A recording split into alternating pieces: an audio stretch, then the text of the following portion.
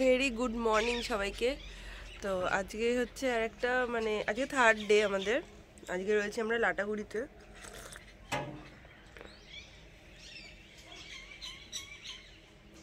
So আজকে রয়েছি লাটাগুড়ির রিসর্টে। কালকে রাত্রিবেলা এখানে এসেছি, তো অনেকটাই রাত হয়ে গেছিলো, তখন প্রায় 10টা বেজে গেছিলো। তো আমরা এসে এখানে ডিনার কমপ্লিমেন্টারি ছিল, তো এসে ডিনার করলাম, করার পর শুয়ে পড়েছিলাম।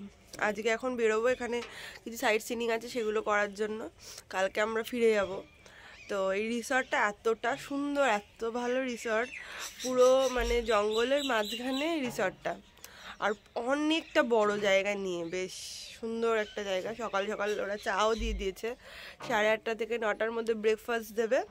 আর আমরা তারপরে ডিনার নিয়েছি, লাঞ্চ নিইনি, কারণ হচ্ছে আমরা ব্রেকফাস্ট করে বেরিয়ে যাব, আমাদের ফিরতে ফিরতে রাত হবে।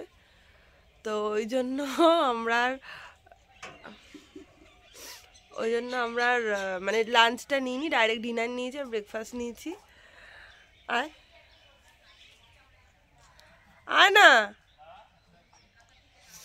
তো এই সকালে অনেকক্ষণই উঠে গেছি, সবাই মিলে বেশ একটু আড্ডা হচ্ছিল ঘরে, যেহেতু আজকে সেরকম কিছু ওইখানে ওখানে মাঝখানে জায়গা আছে, আসতে আর ছুটবি না। এইখানে তার আগে আগে বাদিকে বাদিকে, হ্যাঁ এ পাশে বস। কি আছে রে? কিচ্ছু না, অসুবিধা নেই, বস, আমি বসছিলাম তো। পারবি?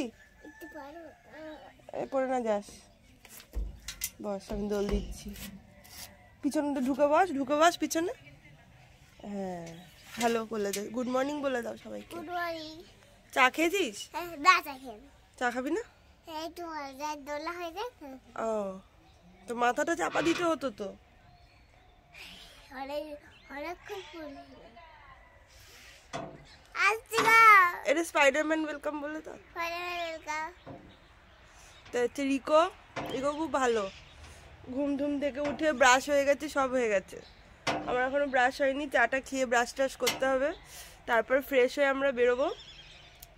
তারপর ওখানে ভালো ভুটানি চকলেট পাওয়া যাবে, তাই না বিন্দুতে? খাবি তো? ঠিক আছে, কিনে দেবো বিন্দু থেকে ভালো ভুটানি চকলেট। তো চলো ফ্রেশ হয়ে তারপরে দেখা হচ্ছে তোমাদের সাথে। আর রিসর্টটা একবার দেখে নাও, কত সুন্দর।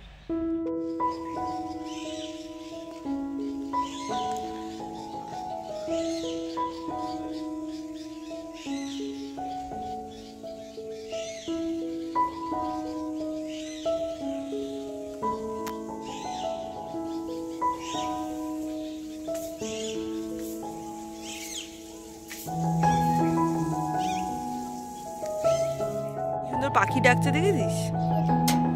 পাখির আওয়াজ পাচ্ছিস না? ওটা হচ্ছে আমাদের রুম।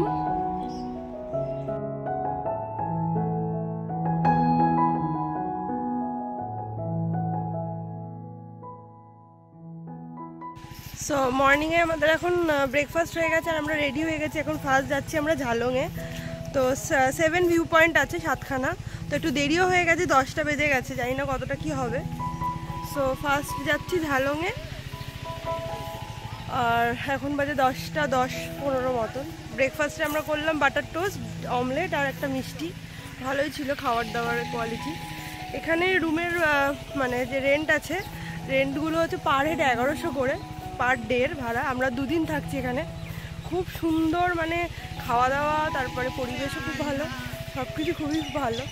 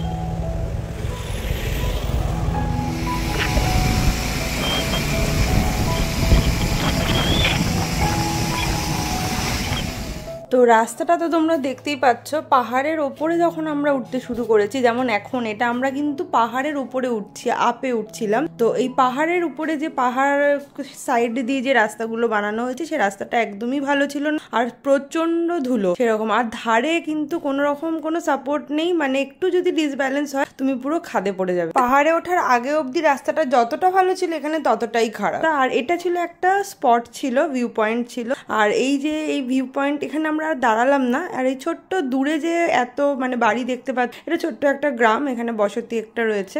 তো এখানে একটা ভিউ পয়েন্ট ছিল, তো এখানে আমরা দাঁড়াইনি, চলে গেলাম সোজা আমাদের ডেস্টিনেশনে।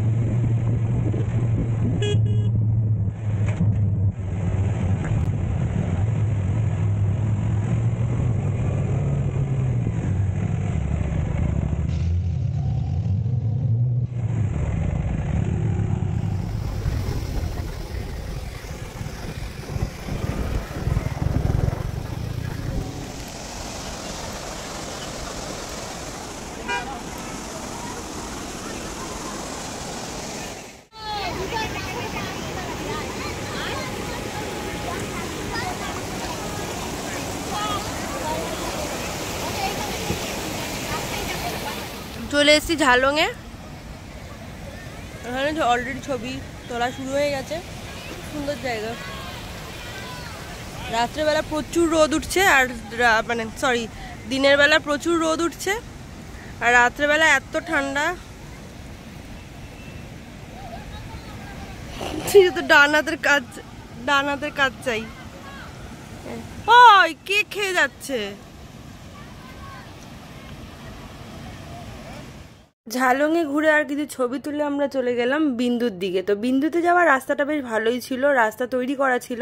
ডুয়ার্সের পুরো ট্রিপে আমি কোথাও মানে শপিং করার মতন কিচ্ছু সেরকম পাইনি, শুধু পেয়েছিলাম ওই জয়ন্তী বক্সারের যে টিকিট কাউন্টার, ওখানে একটা ছোট্ট মতন ভুটানি দোকান ছিল, আর কোনো দোকানই ছিল না। বাট এইখানে আমি শুনেছি খুব ভালো ভালো দোকান আছে, মানে নর্মাল যেখানে মানে কোথাও গেলে টুকটাক যে শপিং করা যায় সেই ধরনের অনেক দোকান রয়েছে। তো সেখানে গিয়ে আগে দেখবো কি কি দোকান রয়েছে, সেগুলো আগে ফার্স্ট অ্যাট্রাকশন। ঢোকার মুখে প্রথমে এখানে পার্কিং এর জন্য ওরা টিকিট কেটে নিচ্ছিল। পার্কিং হচ্ছে পার বাইক 50 রুপিস করে এখানে চার্জ করা হলো।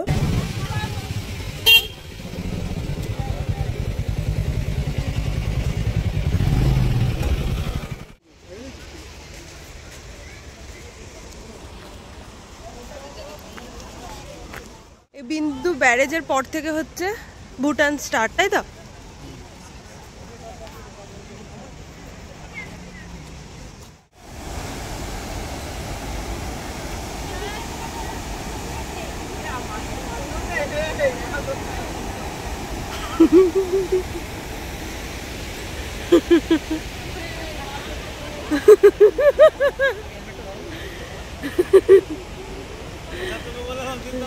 এই যে স্টোনটা, হ্যাঁ, এটা হচ্ছে অ্যাপেল শেপের, আপেলের শেপ, ওই জন্য এলাকাটার নাম হচ্ছে অ্যাপেল স্টোন রেস্টুরেন্ট, আর এটার নাম হচ্ছে অ্যাপেল স্টোন ভিউ পয়েন্ট।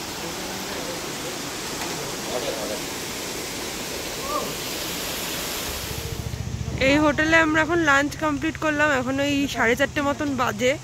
তো ওরা এখন ক্লোজ করে দিচ্ছে সবটা। আমরাও বেরিয়ে যাচ্ছি লাটাগুড়ির জন্য। এই আমাদের গাড়ি এখানে রাখা ছিল।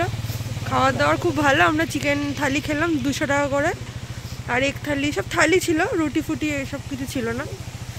ঠিক আছে, এখানে যেহেতু খুব সন্ধে সন্ধে সবকিছু বন্ধ হয়ে যায়, আর আমরা একটা পুরো অফ জায়গায় মানে অফ বিট জায়গায় রিসর্টটা নিয়েছিলাম, তো তাড়াতাড়ি আমরা পৌঁছে গেছিলাম সন্ধ্যের মধ্যে। রিসর্টের মধ্যেই ছিল অনেক গেম, তারপরে বইও রাখা ছিল, কেউ চাইলে ওখানে বইও পড়তে পারবে, অনেক রকম অ্যাক্টিভিটি ছিল। তো আমরা একটু র্যাকেট খেললাম, ক্যারাম খেললাম সবাই মিলে।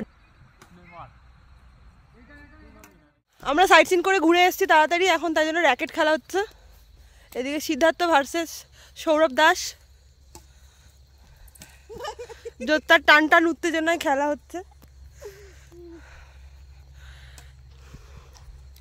ব্যাস, আর বোল্ড হয়ে গেছে একজন, বোল্ড আউট।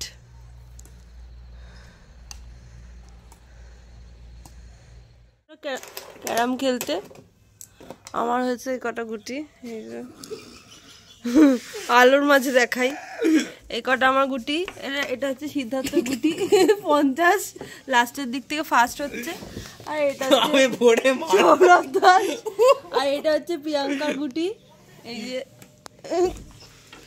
বলেছে যা যে কটা পড়বে সে কটা নিয়ে বাড়ি চলে যাবে, ব্যাস। এবার আমার দান, তাই তো? বাস আকাশ পথে যাবে এবারে গুটি খুলে। Ready for take off. হাসাবে না। হ্যাঁ হ্যাঁ, ওরো ওরো, এ প্লেন উড়ে গেছে। এইটা আকাশ পথে যাবে, এটা আকাশ পথে যাবে। প্রিয়াঙ্কা ভাগ্যের ব্যাপার, কিন্তু এত ভিডিও হচ্ছে আমার সামনে। তুই আবার কি করবি? তুই এটা যাবে পাক্কা। রাতের বেলা ডিনার ছিল কমপ্লিমেন্টারি, তো আমরা খেলাধুলা সেরে ডিনার করে শুয়ে পড়েছিলাম, কারণ পরের দিন সকাল সকাল উঠে আমাদের বেরিয়ে পড়তে হবে শিলিগুড়ির উদ্দেশ্যে। আর সেই ভিডিওটা থাকবে আর একটা নতুন ভিডিওতে।